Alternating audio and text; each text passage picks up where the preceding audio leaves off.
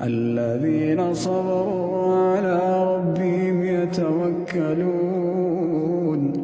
الذين صبروا على ربهم يتوكلون وكأين من دابة